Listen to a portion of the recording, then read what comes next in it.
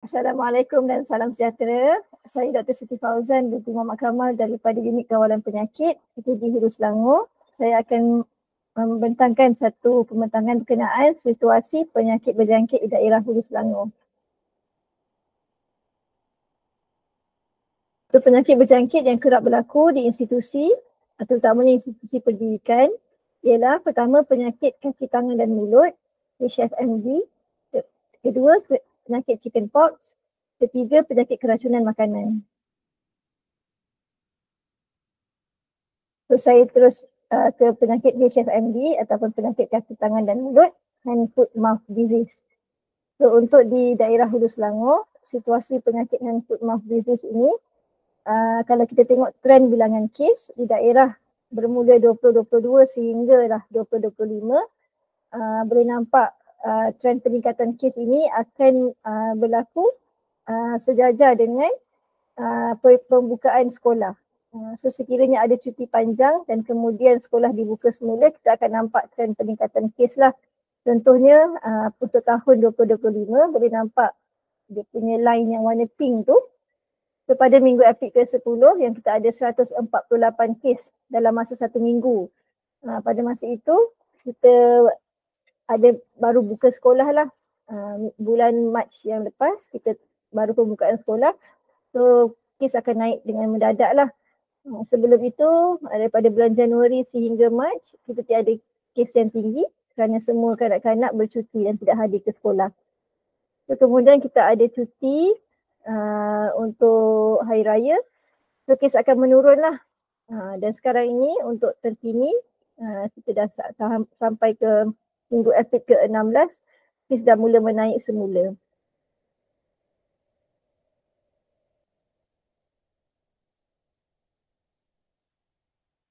So untuk penyakit kaki tangan dan mulut, dia disebabkan oleh virus lah.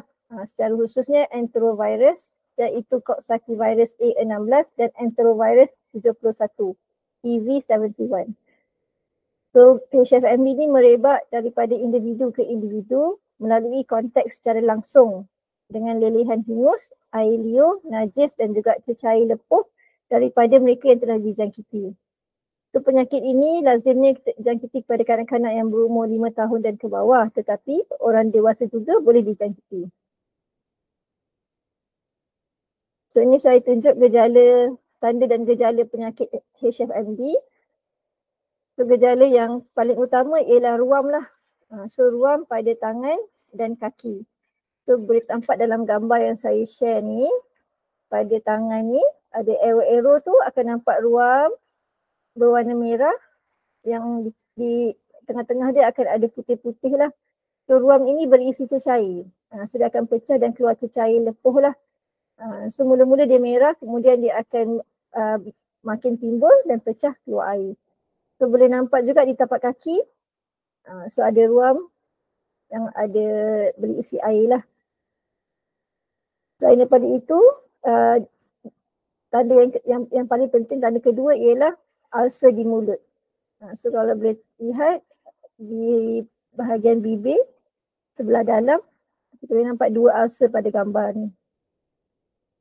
So kadang-kadang ada kanak-kanak dia boleh ada demam, tapi ada juga yang tiada demam.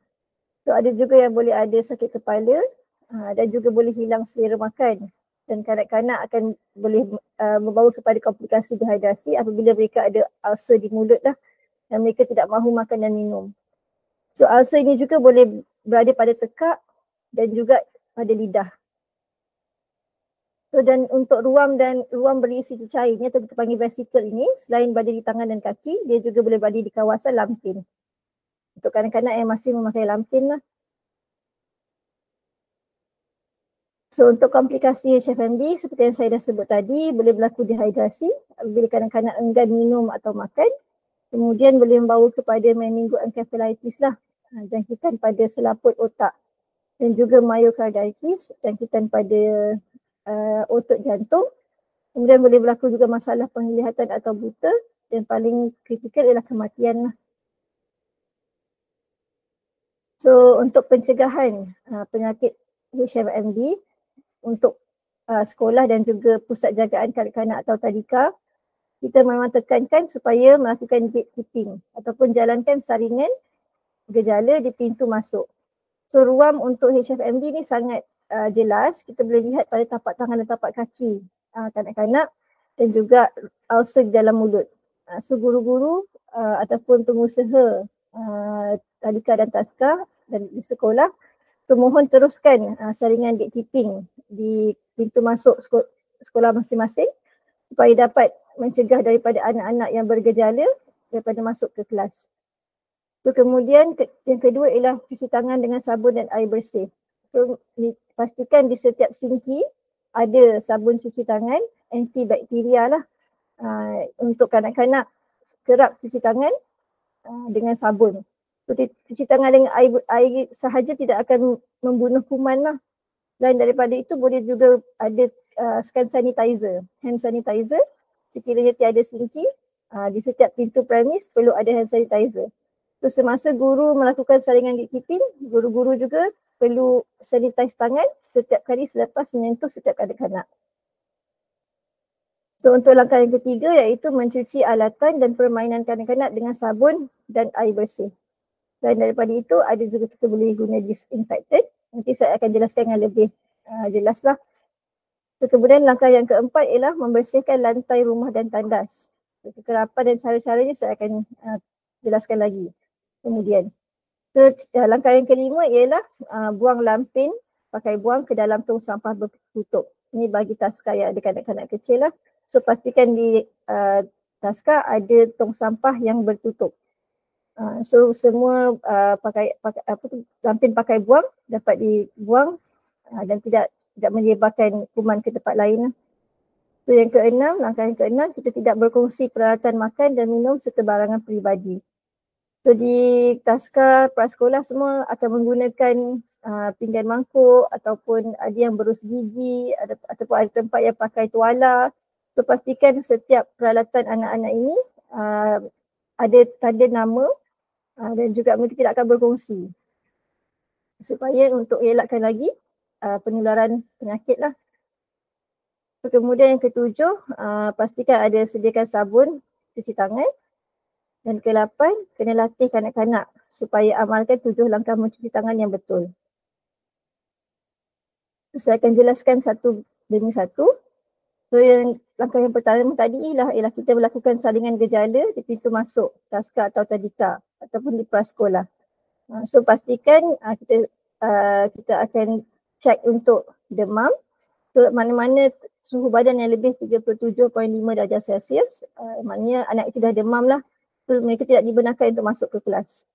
So kemudian ada sakit kepala ataupun hilang selera makan ataupun anak-anak yang ada ulcer pada mulut atau lidah. So guru-guru kena minta anak untuk buka mulut lah. Kita perlu lihat ada ulcer atau tidak dekat mulut dan lidah. Kemudian kalau pada tapak tangan, tapak kaki, lihat ruam atau lepuh lah pada tapak tangan, tapak kaki. So pastikan anak-anak yang bergejala diminta terus pulang ke rumah bersama ibu bapa. So jangan dibenarkan untuk masuk ke dalam taska. So sebaik-baiknya saringan gejala masih di pintu luar lah semasa ibu bapa hand over anak kepada guru.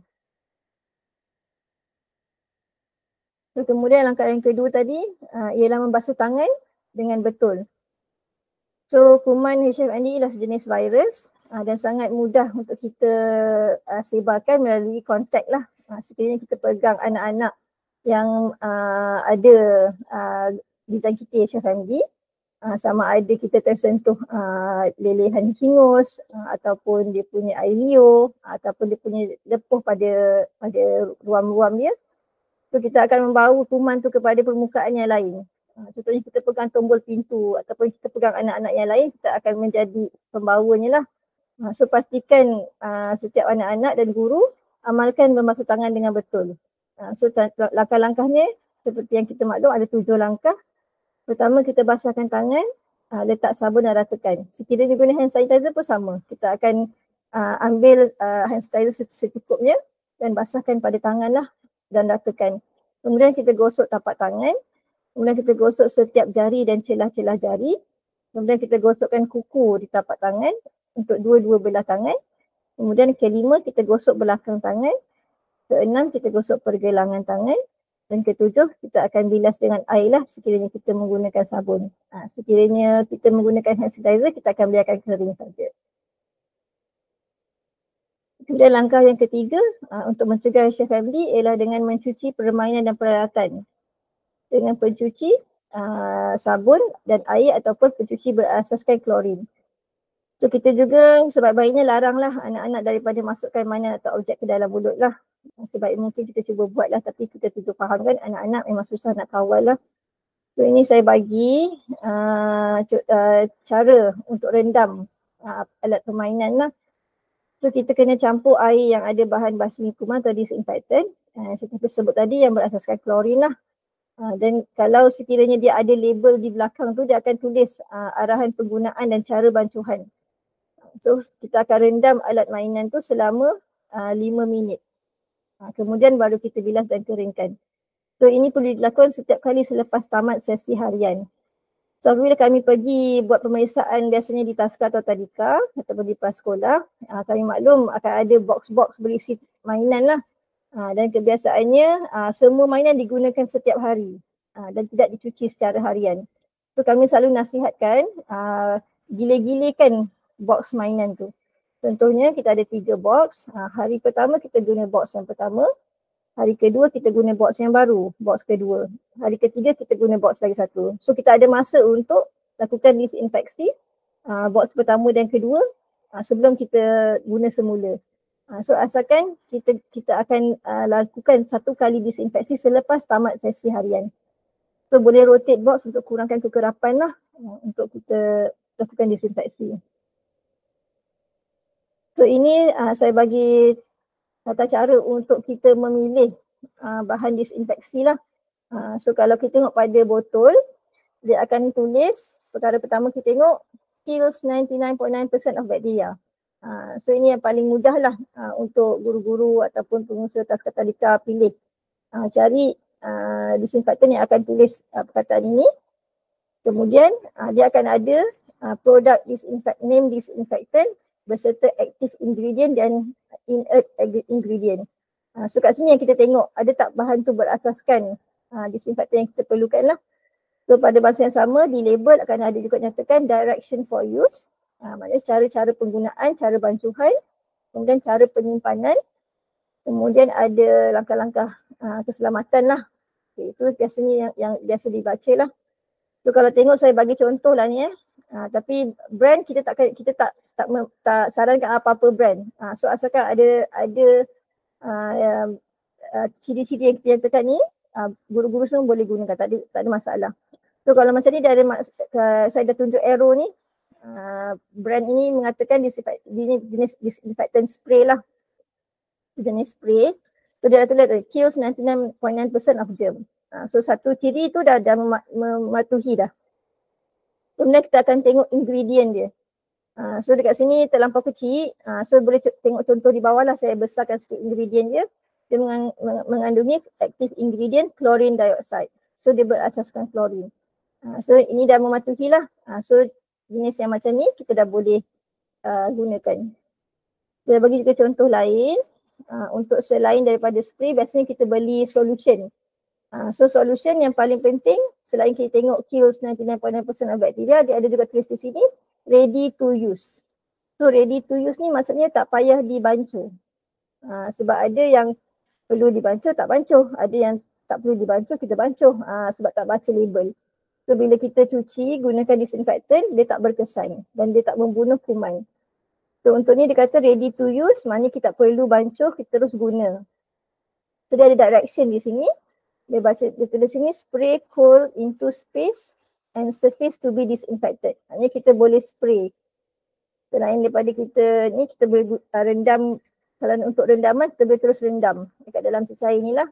Kalau untuk spray, kita boleh spray. Kemudian kita perlu biarkan, selepas spray kita perlu biarkan solusi ini kering sendiri. Jangan selepas spray terus kita lap. So tak ada tempoh kontak di antara solution dan juga permukaan. Okay, for surfaces that may come in contact with food, rinse. Okay, sekiranya ada permukaan yang meja makan contohnya, Selepas kita dah biarkan larutan ini kering, kita perlu lap semula lah dengan kain yang ada rinse dengan air. Okay, so contoh yang kedua ni saya nak tunjuk. Yang sama juga dia akan mention ini sejenis wipes lah. Dia ada juga jenis disinfectant yang kita guna wipes. So ini juga dia tulis kat sini kills 99.9% of viruses and bacteria. Itu salah satu ciri-cirinya. Kemudian dia ada direction dia. So dia kena selepas dibuka dia akan kata ambil satu sheet, satu wipes tu. Kemudian guna wipes yang fresh, maknanya yang baru dikeluarkan pada permukaan untuk mengelap. Okey, maknanya tak perlu dibancuh ke dia apa ke, kita terus gunakan wipes tu directly kepada surface. Okay, so make sure surface must remain wet for the entire contact time. So untuk bila kita light, kita dah wipe permukaan tu, make sure apa-apa yang daripada solution di wipes tu dibiarkan kering. Jangan dilap pula dengan tisu ke apa ke, untuk pastikan ada contact time lah. So kebiasaannya dalam masa 10 saat contact time dia. Okay. So semua peralatan disinfeksi mesti dia akan bagi cara untuk penggunaan supaya kita dapat gunakan dengan berkesan.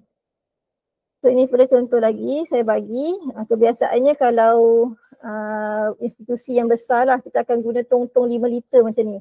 Ataupun yang ada supplier ke kan untuk pembersihan, dia ada bagi tong-tong besar macam ni. So pastikan di tong pun ada label. So untuk contohnya label di sini dia kata cara penggunaannya berbeza ikut bancuhan. Contohnya untuk floor, table dan juga common surfaces. So untuk mop lantai, lap meja, kita kena guna 4 cap full, maksudnya 4 penutup. Dengan 2.5 liter air bancuhan dia. Okay, instruction pun ada. So untuk toy dia kata guna 4 penutup, 4 cap full dengan 2.5 liter air. So ini untuk rendaman selama 10 minit. Kemudian dibilas semula. So boleh baca setiap disinfectant ada arahan dan cara penggunaannya supaya dia berkesan. Okey, so langkah yang keempat ialah seperti yang saya maklum tadi, lakukan disinfeksi basmi kuman di taska atau tadika sekurang-kurangnya 2 kali sehari. So biasanya 2 kali sehari ni kalau yang saya maklum lah, kalau ada juga tadika yang 2 sesi, dia akan buat selepas sesi pagi, dia akan buat pembersihan dan disinfeksi, kemudian selepas sesi petang. Sebelum anak-anak masuk ke kelas. Sekolah juga yang saya maklum ada 2 sesi, kalau yang ada 2 sesi pun buat cara yang sama. Sebelum anak-anak sesi pertama masuk akan lakukan disinfeksi dan pembersihan sekali dan kemudiannya selepas tamat waktu sekolah.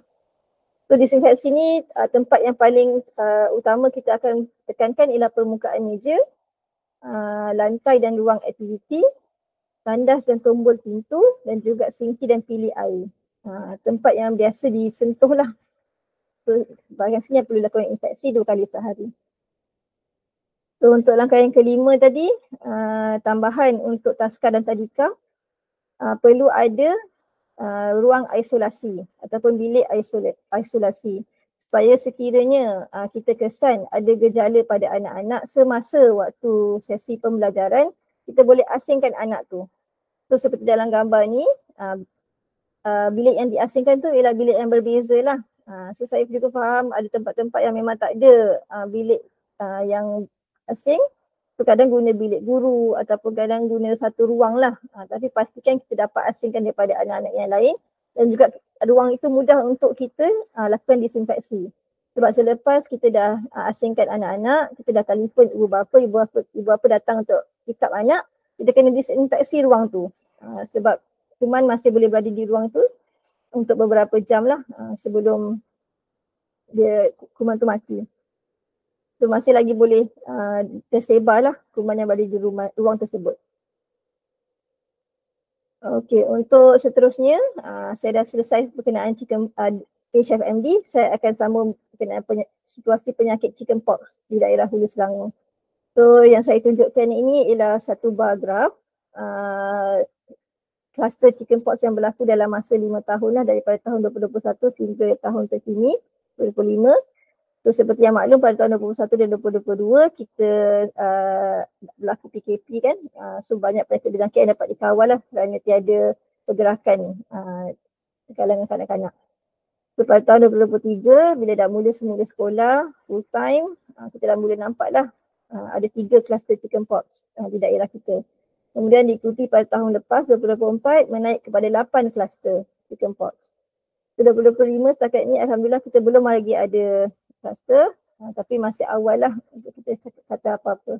So kita harap pihak sekolah dapat lakukan langkah-langkah pencegahan untuk elakkan daripada berlaku lagi kluster sebeginilah di daerah. So ini saya jelaskan sikit berkenaan chickenpox dan perbezaannya dengan HFMD lah.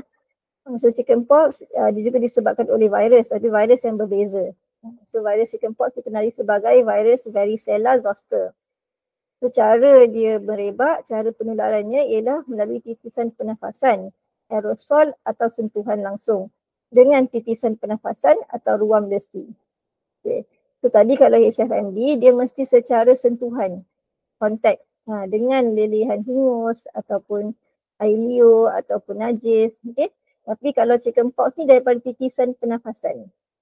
Titisan pernafasan, aerosol atau sentuhan langsung juga pun boleh dengan titisan pernafasan atau ruam lesi. So incubation, tempoh inkubasinya dalam masa 10 hingga 21 hari. Tanda gejalanya, so chickenpox kena ada demam. Tadi HFMD boleh ada atau tak ada demam, tapi chickenpox biasanya akan demam tinggi sehingga 38.8 darjah Celsius. So anak-anak juga akan ada ruam dan lesi, dan ruamnya seakan-akan sama lah macam HFMD, tapi dia jarang ada ruam pada tapak tangan dan tapak kaki. Dia jarang ada, dia biasanya seluruh badan lah, pada badan, pada muka, tapi dia jarang ada di tapak tangan dan tapak kaki. So dia punya ruam lesi juga ada pelbagai stage lah. So mula-mula ada peringkat perkembangannya, dan dia bertukar dengan sangat pantas lah. Dia juga ada cecair dalam ruam dia akan ada bintik-bintik berisi cecair, kemudian akan pecah, kemudian akan berlaku peringkat yang kering lah. So untuk chickenpox kita ada vaksin, tetapi tiada di fasiliti kesihatan kerajaan lah.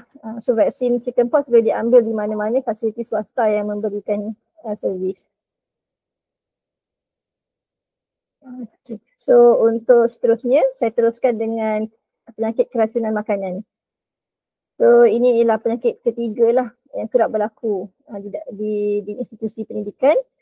So keracunan makanan kalau kita ikut trend, saya tunjukkan pada bar graf ni untuk tempoh 5 tahun. Kita mula ada kenaikan kes selepas COVID ialah pada tahun 2022. So kita ada 2 kes pada kluster keracunan makanan dan kesnya ada 2 kluster keracunan makanan. Kemudian pada tahun 2023 kita ada 5 kluster dan 3 daripadanya ialah daripada institusi pendidikan. Dan pada tahun 2024 juga sama, kita ada 5 kluster keracunan makanan dan 3 daripadanya daripada institusi pendidikan. Dan untuk tahun 2025 kita dah mula ada 2 kluster lah. Dan tahun ini masih lagi belum melibatkan institusi pendidikan. So kita harap tak adalah yang akan melibatkan sekolah-sekolah ataupun prasekolah ataupun taska tadika untuk tahun ini. So harap semua guru-guru dan pengurusi taska dapat menjalankan langkah-langkah yang sepatutnya lah untuk mengelakkan berlakunya kluster keracunan makanan di institusi masing-masing. So ini saya terangkan sikit untuk definisi kes keracunan makanan. Ialah apabila anak-anak ataupun pelajar mengalami gejala muntah dan atau cirit-birit atau kehadiran gejala akut lainlah seperti demam ke ataupun sakit perut, loya berkaitan dengan memakan makanan atau minuman. So wabak keracunan makanan, kita kata kluster ataupun wabak berlaku apabila 2 kes atau lebih. So sekiranya ada 2 kes keracunan makanan mempunyai gejala-gejala muntah dan cirit-birit daripada punca makanan dan masa pendedahan yang sama, kita akan perlu laporkan segera kepada pihak pejabat kesihatan. Okay, untuk saya tunjuk sepintas lalulah berkenaan bakteria utama yang kerap kita jumpalah bila kita lakukan siasatan untuk keracunan makanan. So ini boleh tak perlu baca dengan detail, saya hanya bagi overview saja. So kebiasaannya bakteria yang kerap kita temui lah apabila kita lakukan siasatan ialah yang pertama ialah Staphylococcus aureus, kedua Salmonella, dan ketiga E. coli lah ataupun Escherichia coli. So biasanya setiap jenis bakteria ni ada makanan-makanan dia yang biasa dia akan attack lah. So daripada jenis makanan tu lah kita akan pinpoint kita caki bakteria yang jenis macam mana. So dia juga ada juga disebabkan oleh pencemaran silang. So maksudnya daripada tangan pengendali ataupun peralatan yang tercemar, kita transfer kepada makanan. Pun boleh berlaku macam tu. Dan daripada tu kita juga akan tengok juga pada tanda-tanda dan gejala yang pesakit alami lah untuk kita agak-agak bakteria jenis mana untuk kita syaki lah. Dan cara-cara kawalannya kebiasaannya contohnya kita perlu amalkan cuci tangan dengan bersih dan cara yang betul, pastikan pengendali mempunyai tabiat dan amalan kebersihan diri yang baik ataupun pengendali tiada luka di tangan. Ya, contohnya kita ada satu kluster lah yang melibatkan institusi pendidikan di mana bakteria yang kita kesan ialah Staphylococcus aureus. Dan apabila kita buat siasatan, memang ada tukang masak yang mempunyai tangan yang luka dan ataupun ada jangkitan kulit lah pada tangannya. Dan kita suspect daripada situlah dia masuk kepada makanan mempunyai bakteria Staphylococcus aureus. Okay. So kemudian ada juga daripada sumber bahan mentah yang tercemar pun boleh juga. Contohnya untuk Salmonella. So kita boleh syakilah daripada sumber bahan mentah. Ataupun E. coli biasanya daripada pencemaran silang lah. Kalau ada pengendali yang tidak mengamalkan cuci tangan dengan betul, dia akan transfer kuman ini kepada makanan. Ataupun apabila ada makanan yang tidak dimasak dengan sempurna lah, pun boleh juga tercemar dengan E. coli ini. Okay, so ini langkah-langkah untuk mencegah keracunan makanan. So langkah pertama ialah kena lihat bau dan rasa.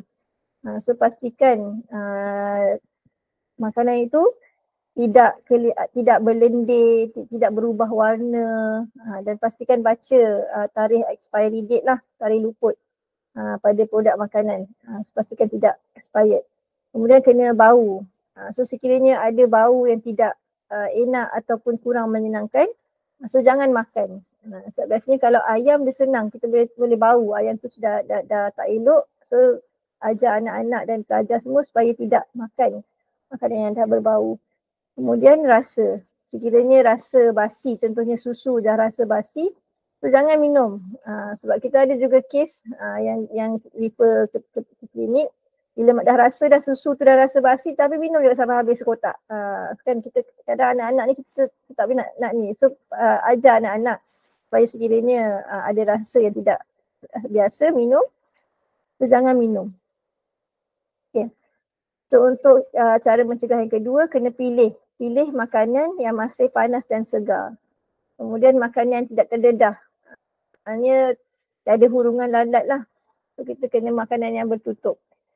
Kemudian makanan yang tidak berbau masam dan tidak busuk, yang tidak berlendir, tidak berubah warna, tidak berasa masam, dan juga pilih makanan yang dibungkus dengan bahan yang bersih dan juga makanan yang diambil dengan peralatan yang bersih. Okay, sebab tu bila kita pergi kedai nasi campur, kalau kita ambil nasi, pastikan dia ada senduk nasi yang bertangkai. Jangan kita kena senduk guna mangkuk ke guna pinggan ke, sebab bila tangan-tangan yang tak bersih menyentuh alat tersebut, dia bukannya alat yang sesuai lah untuk mengambil makanan. So untuk cara yang mencegah yang ketiga, mesti cuci tangan dengan sabun dan air bersih. Ini cara mencegah yang paling penting lah untuk apa-apa penyakit berjangkit. Pastikan semua sinki ada sabun antibakteria yang boleh membunuh kuman, dan ajar anak-anak cara yang membasuh tangan yang betul. Sebelum memegang makanan, selepas ke tandas, selepas bermain, selepas memegang kotoran atau bahan tercemar. Okay?